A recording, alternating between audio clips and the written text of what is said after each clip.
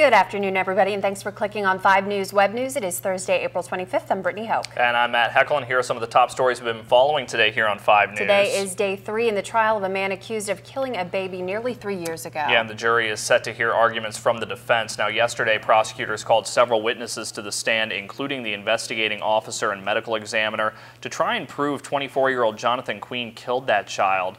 The witnesses talked about what happened just after the incident when the baby was at Ruby Memorial Hospital and the investigation after the child died.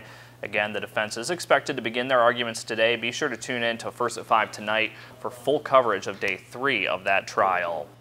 And a Randolph County man is in jail after police say he broke an earlier pretrial agreement not to have unsupervised contact with a minor. 22-year-old Sean Shields has been charged with 14 counts of distribution to a minor of obscene matter.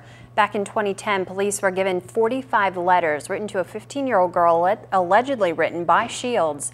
13 of them contained sexual comments. They also say that the victim's camera had pictures of Shields' genitals. The case was dismissed because of an agreement where Shields agreed to not have unsupervised contact with a minor, but according to an investigation, he violated those terms. He's now in jail on a $140,000 bond. Well, the robbery and beating of 2 men in downtown Charleston this past weekend has led to 3 University of Charleston basketball players being kicked off the team. Police believe 20-year-old Terrell Lipkins, Robbie Dreher, and Quincy Washington were all involved in the attack of 2 men early Sunday morning. Lipkins also supposedly used one of the victims' credit cards at a local convenience store.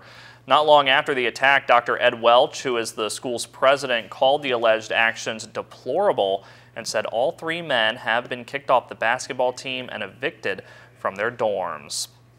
And 6 WVU students are in trouble after a fight at a frat house last month. That's when 24-year-old Thomas Rhodes, 19-year-old Corey Russo, 22-year-old Daniel Hyde, 20-year-old Timothy Merlini, 22-year-old Daniel Gordon, and 19-year-old Marcos Garcia went into the Pi Kappa Phi house, which is on North Spruce Street.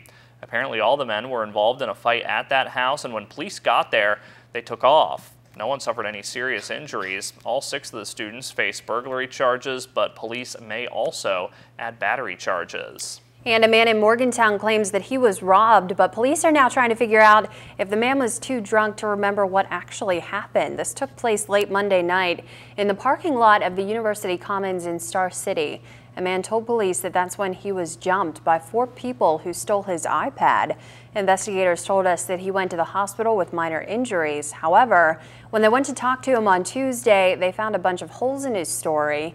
Detectives are taking a look at surveillance footage at the apartments to see if that can help them figure out what really happened. And a home in Fairmont caught on fire yesterday. Luckily, though, everyone is safe. The fire started in the basement of the home along Locust Avenue.